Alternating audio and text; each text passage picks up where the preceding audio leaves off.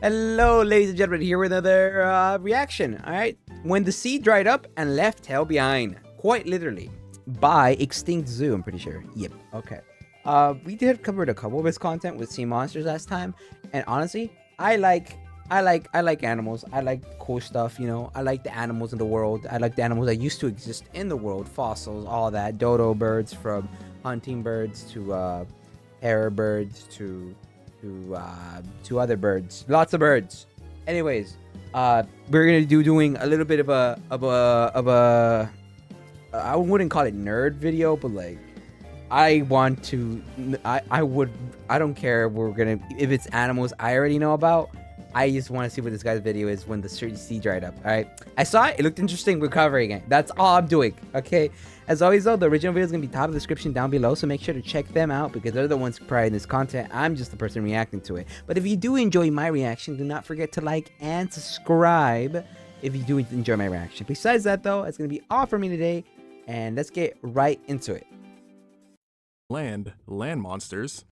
Have you ever wondered why we call some creatures in the water sea monsters, but we don't call things on land monsters?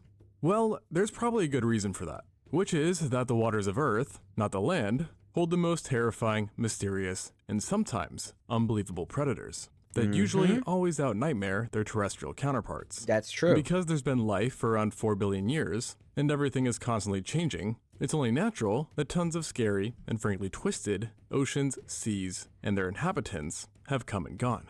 But in the end, only one can take the crown as the deadliest. And it's hard to argue against that title, going to a specific ancient seaway that existed tens of millions of years ago in the most unlikely spot of all. And what's really strange is that as fate would have it, its domain would one day give way to arguably the deadliest piece of land on Earth as well. And this wasn't just some coincidence, as its creation as the deadliest waters, and then the rise of the deadliest land, were both ultimately tied to a single event, which put the world in a collision course with both, so to speak. Okay. It all began roughly 100 million years ago in North America, when at the time, the continent looked remarkably a lot like it does today, at least from space. But when you got down on the ground, you'd find that nothing was normal. And I'm not even talking about all the dinosaurs or pterosaurs mocking about, but rather the land itself, as it was undergoing immense chaotic changes, with two tectonic plates bashing into each other on the regular, causing frequent massive volcanic eruptions and creating vast mountain ranges. The volcanic activity alone likely upended life in the area and made things rather difficult. Very hard to live in. Changing the land itself that threw a wrench in the timeline. Is while the two plates were colliding, they created a massive basin that ran vertically down much of North America. Now, typically basins always have an impact on the environment, yet this time around, things were a little bit different, as everything else about North America supercharged just how terrifying it turned out to be. For starters, the continent was less elevated at the time, and the world in general was way hotter, resulting in water levels being higher than normal. These 2 points combined resulted in mainland North America eventually being invaded by water, which began in the north with the Arctic Ocean rushing down through the basin, where it eventually connected with the Gulf of Mexico. Like this stuff, I don't know. I don't know the land terrain history, which is very cool. Look at that. Wow. Arctic Ocean, Gulf of Mexico. This little opening here has got to be hella dangerous to be in. It's connected a lot. Wow. This ocean right here has to have so much action happening to it. Thus effectively slicing the continent in two and creating the Western Interior Seaway, which in my opinion is the deadliest body of water the Earth has ever seen. Yeah, I could understand why. Extent, this seaway measured some 600 miles or 970 kilometers wide. It was over 2,000 miles or 3,200 kilometers long.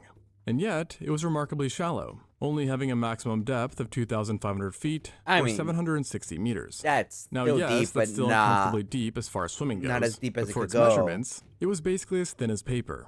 And to really drive this home, 6 lakes on Earth right now have it beat in the depth department. And the Mediterranean Sea has a max depth almost 7 times greater. Which thus makes you wonder, how could there be any sea monsters? However, it was this extreme shallowness of the Western Interior Seaway that largely resulted in an explosion of monsters, as it led to a large percent of it being shallow, warm, and sunlit, resulting in booming coral reefs and highly productive epipelagic and mesopelagic zones. Then, on top of it virtually being all tropical shallows, it also acted like a mega watershed, collecting runoff from both of the new island continents it created, Laramidia and Appalachia. This diluted the waters, but it also led to a lot of resources being dumped in, making the soup even more hearty for Very, life. or so you very could say. juicy soup. And this isn't even Okay. factoring in the gobsmacking amount of environments the seaway birthed. As besides coasts, you now have the new addition of lagoons, wetlands, Yeah. marshes, deltas, and more. All of Okay, this okay, combined okay, was okay. like roids for life. And it didn't take long until, simply put, you could find every monster you wanted on demand in their final forms, and thus leading to its loving nickname, Hell's Aquarium, if that's any indication for you. For starters, Yeah, I reptiles am were pretty large sure that that one documentary of not documentary, but whatever. It's like whatever that show I watched with the guy uh making the whole educational series about animals that used to live in different past areas. Pretty sure at one point, either there or a completely different thing I watched, where they were going over something called the Hell's Aquarium. I remember that being said before. largely represented by multiple giant mosasaurs, some of which were the largest of their kinds to ever live. And they were in many ways the head honchos of the seaway, and went after Understandable just about why, anything they how. could catch thanks to their titanic skulls, jaws, and chunky teeth, which were perfectly designed for cutting through massive bodies.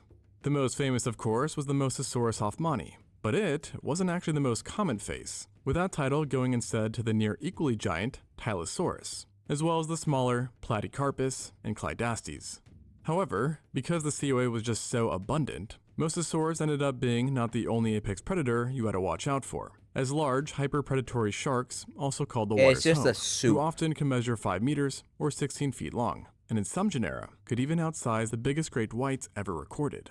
And thanks to their teeth, speed, and sheer aggressiveness, it actually seems that in a few cases, these sharks ended up becoming much more troublesome for certain life than the mosasaurs were. So with giant mosasaurs and sharks to worry about, this alone would be enough for most to get the picture not to take a dip here. And still, the list of killers remained long, as giant carnivorous fish were plentiful too, who weren't only quite ugly, but could also gulp down man-sized prey whole, not caring about what you were, as long as you fit down its throat. And then on top of that, you even had krakens, i.e. cephalopods, to worry about as well, as it was in this relatively small sea that the largest cephalopod to ever live emerged, the Parapazosia, which weighed up to 1.5 tons. In other words, nearly 3 times heavier than That's the a colossal big squid, boy. our biggest tentacled friend of today, which also makes this the largest invertebrate of all time. This being said, of course, not everything that called these waters home were necessarily giant hunters, as there were plenty of plesiosaurs around that preferred smaller fishes, as well as giant sea turtles that weighed 3 tons but were rather chill, enjoying smaller sized fish and jellyfish. And then you also had a lot of animals that you could still expect to find in seas to this day, like obviously a diverse range of fish, other cephalopods, corals, algae, and so on. And as one might expect, it wasn't just aquatic creatures that got a piece of the pie, as the rich waters led to a mind-blowing amount of pterosaurs, and may have been directly behind the most successful. I don't remember exactly what ages is, but we're I'm not Suchomimus. I'm thinking about that crocodile, the big crocodiles. Were they around at this time? I don't think they were, but I do know they were around sometime in the Cretaceous. I don't know. Damn. But even in, it'd be funny if they were, because that's just another thing to add to the soup. One ever, at least from a number standpoint. The Pteranodon, which we know of through over 1,200 different specimens, and each of them could be 6 meters or 20 feet long, so by no means small. And then on top of this, it was also thanks to the sea's creation that we got one of the largest crocodilians ever, Deinosuchus, an 8-ton behemoth with a bite strong enough to obliterate bones, while also having absolutely Seafood overpowered soup. armor, Oh, which yeah, covered look at nearly its that. entire body. See, I was and to make this an right. even scarier I problem, was right. These guys were also here. Deinosuchus, I think the words. Yeah. These guys. That's what I was talking about. I was like, I'm pretty sure these guys were probably maybe around this time. And I was right. Just adding worse to worse. prospect, this croc did not necessarily live solely in the sea, as it was found primarily along the seaway's coasts Yeah, and the adjoining coast. waterways, giving you just one more reason to steer clear. And ultimately, no place was spared by the sea's influence, as even fully terrestrial animals got a power up from the seaway's formation, mainly since the division of the continent resulted in 2 brand new islands, Laramidia and Appalachia, which both became very diverse with different ecosystems, and resulting in North American dinosaurs undergoing a lot of diversification. So much, in fact, that when the golden era of the seaway began, the land was climaxing too, so to speak, reaching levels of life unseen in ages, and both islands ended up producing their very own unique animals. And if you were planning a time travel getaway to one of them, here are a few key differences you might want to know. All The right. western island, Laramidia, had on average much larger dinosaurs, possessing numerous sauropods which were more rare in Appalachia, while ceratops and ankylosaurids were much more prevalent here as well. You could also expect to encounter far more snakes while walking around. Big And ass though lizards in snakes. general were less common, the continent did have a pretty major insect problem, so make sure to bring bug spray. Not the Though to be honest, bees. I doubt you noticed it that much, as the biggest problem was the presence of relatively large tyrannosaurs, of whom a few evolved massive skulls and bodies, outsizing anything found in Appalachia. Yet, with all this said, don't think the eastern island was some peaceful paradise. No, they're both No, bad. sirree. They're both really Because bad. while larger tyrannosaurs hadn't really taken root there, many smaller, yet still deadly ones did. Namely, the Dryptosaurids, who typically had longer, more versatile arms and claws. Plus, Appalachia had a dromaeosaur infestation too, as well as an increased number of large nodosaurs, hadrosaurs, lizards, and then get this, Carcharodontosaurs, Yeah, or at least oh, one big unnamed boys. kind. And then, in a twist, it was here that dinosaurs met their match, as Appalachia was eventually overran by crocodilians. And not just the Deinosuchus, who was Hey. the most plentiful here, but Hey. Oh, wait. also numerous other kinds of aquatic, semi-aquatic, and even terrestrial crocs. I was going to say, hey, in the end of the day, who's the one that survived and who's the one that died? Yeah, the crocodiles came out winning. Big lizards, bro. The crocs won this long trend. Them and the horseshoe crabs. And for what it's worth, I'll also mention that for a short time in the early days, Allosauridia, and even the Acrocanthosaurus, possibly called this place home. So clearly, while life inside the western interior seaway was thriving, so was life on land. And it wouldn't be Yeah. crazy to have called North America the most chaotic place on Earth, both in terms of land and sea. But the western interior seaway still had one final trick up its sleeve, as its presence had unknowingly laid the foundation for the most iconic dinosaurs of all time. Like? While the sea had always kept animals on their toes by fluctuating in terms of sea level, things started to take a permanent turn some 70 million years ago, as the water started to recede, and would basically never stop, courtesy of the continental plate starting to uplift, resulting in the land rising higher and thus slowly draining the waters. While the sea receded, its disappearance, as well as the plate movements itself, had large physical impacts, and influenced the climate too, which potentially resulted in the fact that within a couple million years, only 20% of the dinosaurs from the seaway's glory days were left standing. Not to mention that many in the waters disappeared too, like Cretoxorina, Archelon, and Deinosuchus. So at first glance, this may all seem bad for life, and good for any potential time traveler looking to stay in one piece. However, as the saying goes, one man's, or dinosaurs, misfortune is another's Another man's opportunity. treasure. And while we do Opportunity. not know exactly where the seaway stood by 68 million years ago, we do know that it was greatly reduced, and in doing so, had created a very peculiar situation, as it opened up a huge amount of new land ripe for the taking, and created fertile soil through the sediment it left behind. And it was in this very vacuum that the most infamous place on Earth arose, which housed animals so legendary that of all the formations we know of, it has God, that become looks the so best known, cool. and that is Hell Creek.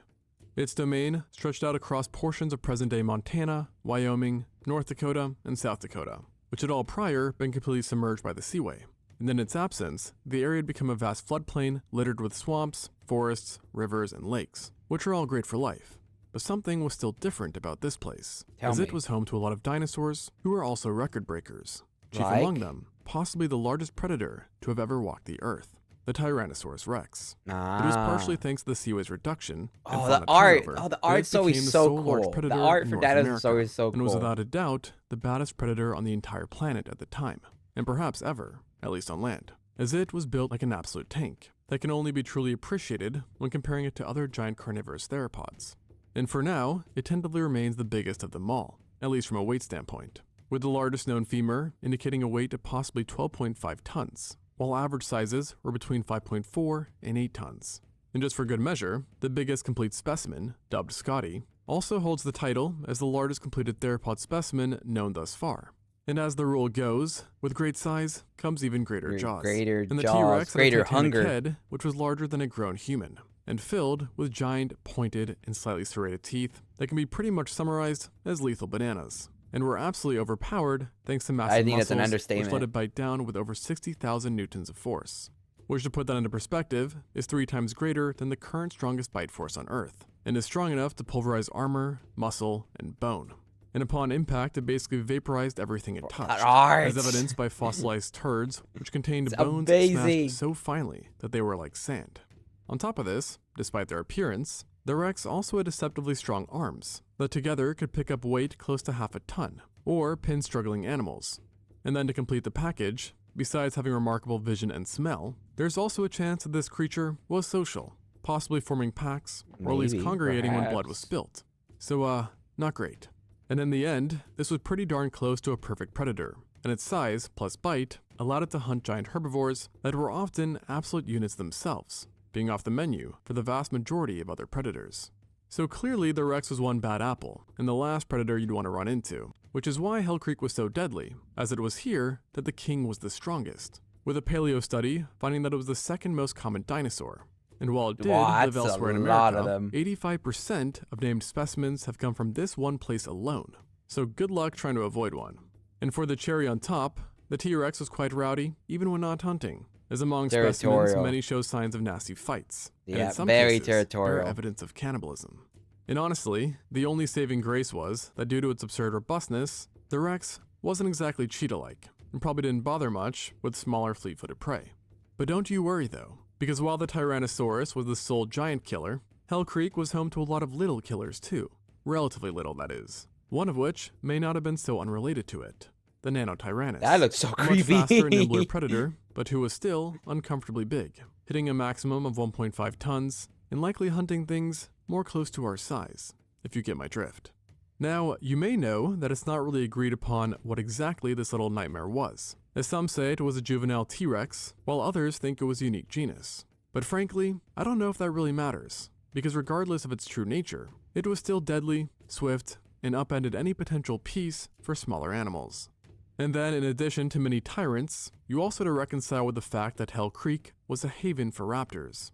Ironically, the one that we Right. associate most with the T-Rex, the Velociraptor, was not present in Hell Creek, as they didn't even live in North America. But instead, we had other raptors, which were honestly much more scary. Yeah. With the most common Pretty one sure being the Acaroraptor, who did actually happen to be very close related to the Velociraptor, but was slightly larger, Yeah, I'm measuring pretty up sure to they're 3 meters more or accurate to 10 the size feet of what long, we and weighing thought. the same as big Bernese mountain dogs. Like others of its kind, That's all it it was needs armed with to lethal kill us. sickle claws and a light build, Big enough granting size it already. both speed, agility, and deadliness. And what's more is that, like the king, this guy had a nasty bite, just for very different reasons, seeing that its serrated teeth were backed by a relatively weak jaw, resulting in applying weaker, yet rapid bites to slash, cut, and incur blood loss in prey. And let's just say this seemed to do the trick, as it ended up being one of the 8 most common dinosaurs in the area. And then on top of this, while rarer, you also had to worry about a much greater nuisance, but still of the same category, the Dakotaraptor. This fellow dromaeosaur was built a bit like the Acaroraptor, having light springy bones. The thing is though, At this point, we're just stacking bad on bad on bad. There's so much here. It's such a diverse hunting group. The prey here must have been on lock and on par to be able to survive this much and this much danger and everything. The food must have been worth it. It must have been buffet for everybody. is that it was absolutely massive for a raptor, measuring up to 6 meters or 19.7 feet, and weighing a bit more than even a grizzly bear. And of course, when you supersize a raptor, you get supersized claws too, with its being as long as a large chef's knife. Oh, So, about goddamn. 9 inches from top to bottom, allowing it to pierce extremely deep into prey, puncturing and destroying vital organs. And what's more is that its flexor tubercle, the part responsible for wielding the claw, was built in a way which indicated that it may have had the greatest slashing power of any dromaeosaur.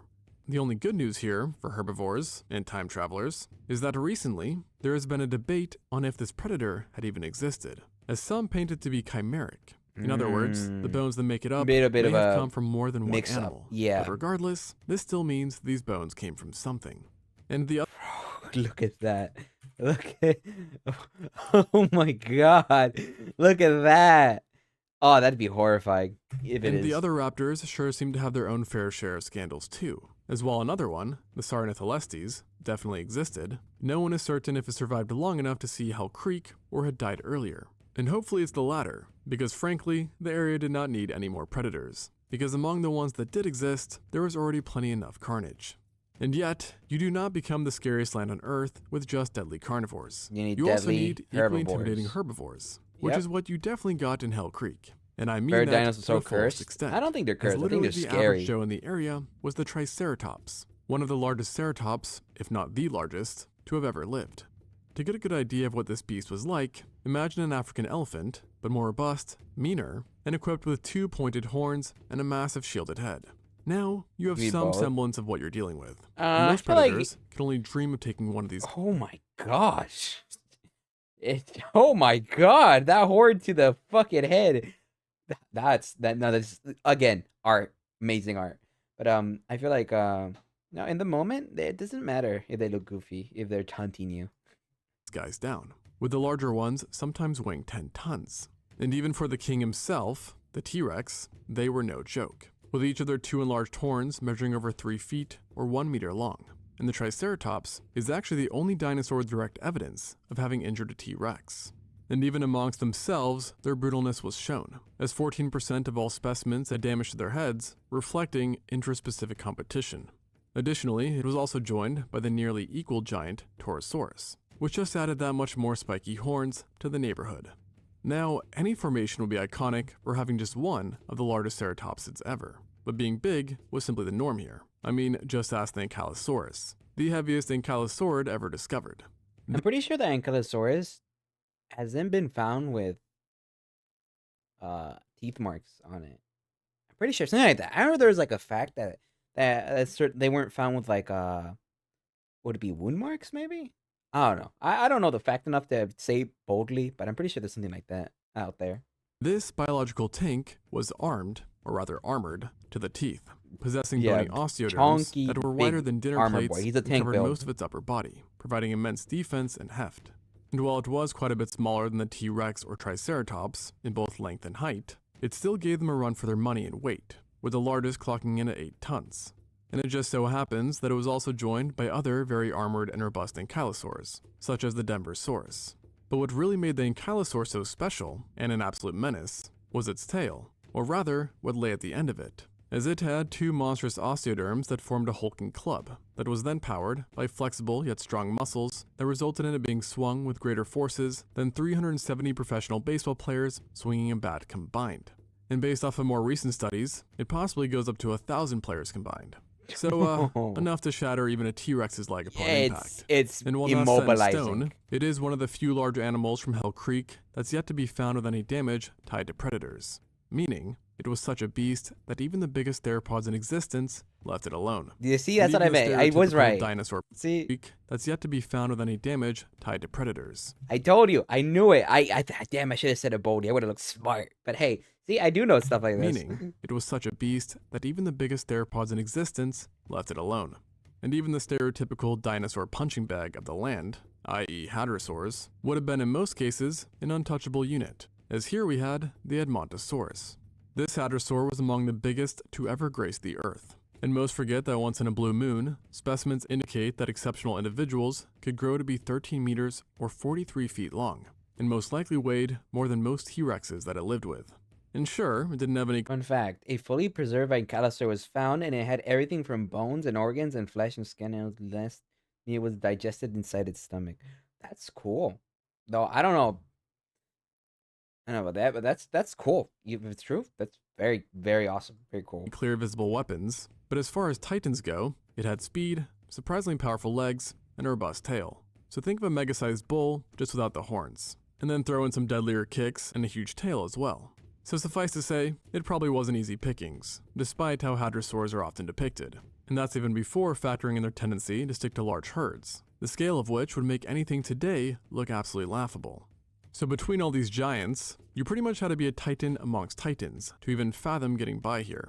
And lower to the floor, Bro, everybody maxed out their tech tree here. All right, everybody. This was probably the most try-hard lobby ever made. You had to be the best of the best. Everybody was script maxing. Everybody was loot farming. All right, this was the highest danger, highest loot area. smaller predators still had their work cut out for them. Because remember that trend about them being big? Well, it extended to others too. For example, one of the 4 pachycephalosaurs, known in Hell Creek, was the largest of its entire clade, being close to half a ton, and had a built-in battering ram that it was very generous with using, showcased by multiple specimens found with cranial dents and cracks. There was also a good amount of unusually big oviraptors and ornithomimosaurs too, who often go forgotten about, but were quite diverse, the most notable among them being the Struthiomimus and Anzu, who interestingly enough were not predators, but rather herbivores or omnivores. with both being heftier than your typical human, but considerably faster. And in the case of the Struthiomimus, reconstructions have given it a top speed of 80 kilometers or 49.7 miles per hour, so almost twice as fast as Usain Bolt's top running speed. And ultimately, even birds seem to have gotten a bit of that good seaway stuff, as one of the largest avian dinosaurs of the time, Magnus avis, lived in Hell Creek, with its name literally meaning big bird, but not that Big bird. So dinosaurs truly had Hell Creek on lock. However, as resource heavy as Hell Creek, non-dinosaurs will no doubt spring up too, and a wide variety of interesting ones came to make the land their home. I mean, we may even have to thank it for Boids overall, as the earliest known one was actually found in this formation. Meanwhile, various crocodilians perused the waters, making any drink a exciting task, and then on land you had carnivorous lizards, which reached sizes seldomly seen before. In one genus was the Paleosanoa, which can only be summed up as a Komodo dragon looking like carnivore, but is in reality much more related to the Gila monster. That's It possessed worse. literal shark-like teeth, which helped it shred prey apart. Oh, And still, I'd rather have dealt with it than the true dragon of Hell Creek, which the is Inferno Dragon, or literally Dragon from Hell. Now, in reality, this was not a Game of Thrones dragon. What a name! What a name! Let's say some people out there, some scientists. I gotta tell you, I'm gonna be honest. Y'all cooked with these names. But rather a giant pterosaur, specifically an Asdarchid, that for a long time was actually thought to be Quetzalcoatlus, but is now recognized as a distinct genus. And in life, it had a wingspan of about 4.2 meters That's or pretty- 14 that's feet, pretty big. which is giant for a pterosaur, or really anything for that matter. And yet, its true strength was not from its wingspan, but rather from its height. You see, while standing on its knuckles, it would have been able to easily peer straight over your head, and was equipped with its own titanic noggin that sported a pointy, sharp, long beak. And opposed to most pterosaurs who normally hunt fish, it's hypothesized that this guy preferred to stalk the lands on foot, using its large beak to swallow prey whole or pick them apart. And it's generally considered to be a mesopredator, meaning if you were a small juvenile dinosaur, squamate, or mammal, you were in for a whole world of hurt. So really, the only thing I can say about this is that it seems like wherever you were, Hell Creek had you covered with nightmarish animals. But perhaps the cream of the crop is something which may confuse you, because it is a mosasaur, the Hell Creek mosasaur. Now, this may seem odd, as I said Hell Creek wasn't a seaway, and yet in 2021, researchers found a mosasaur specimen here, and a monstrous one at that, with most estimating it to be 11 meters or 36 feet long, Damn. with a few even more liberal estimates giving it numbers as high as 15 meters or 49 feet, which if One was the gulp, case, one meant you'd have swallow. needed a bigger boat. And some have even tentatively called it a Mosasaurus hoffmanni, Wait. but for a bigger boat, 15 meters or 49 feet, which if was the case, meant you'd have needed a bigger Okay, boat. no, I thought he was saying a And reference. to some have something even else. tentatively called it a Mosasaurus hoffmanni, but for now, at least officially, it remains indeterminate. But at this size, it's hard to see how anything was off the menu, and even an unlucky T-Rex who ventured too close to the water might have become a snack. But the bigger and more perplexing question is what it was doing in Hell Creek.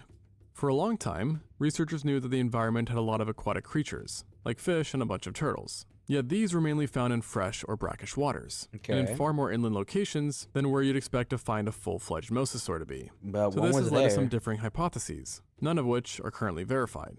The most extreme of which is that this behemoth represented a population that learned to coast into brackish and sometimes even freshwater from the seaway further south. And another proposed idea is that it was simply a lone individual that had accidentally found itself far more inland than it should have been. After all, while not the seaway, Hell Creek was still connected to it through its water systems. But none of these ideas are turning out to be very strong, and some have completely gotten rid of the notion that it died in brackish or fresh water, with another, more supported hypothesis being that the seaway's demise wasn't as straightforward as originally thought, meaning that you had some episodes where waters would rise again, giving Hell Creek some pretty interesting coasts. But whatever the case, I think the point remains that Hell Creek definitely earned its infamy, which thus leaves us with a final question. Which And is? that is, how do you fix a place where virtually every animal has become legendary enough to obtain icon status?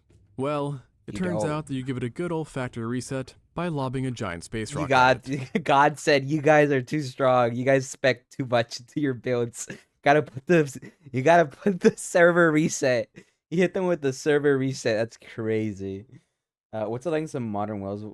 Yeah, I know. That's what I mean. This is just crazy, but it's awesome. I honestly find it awesome. I'm not gonna lie. But that was that was a reaction to very cool dino stuff, you know? Very awesome, very cool, very nice. So as always, hope you guys enjoyed. I do like always doing dino stuff. Because I love dinosaurs and animals and stuff like that. So it's always gonna have some room in my heart. But that's gonna be everything for me today. I hope you guys all enjoyed, and we will be catching you guys on the next one. Bye bye.